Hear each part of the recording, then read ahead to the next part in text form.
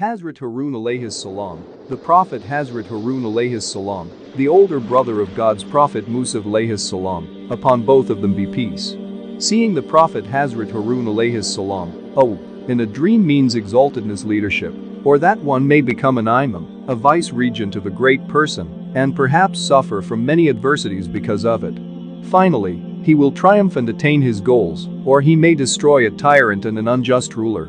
If a warrior sees God's Prophet Hazrat Moosa Alaihis Salam, or his brother the Prophet Hazrat Haroon Alaihis Salam, upon both of them peace and blessings, in a dream, it means that he will be victorious and triumph over his enemy.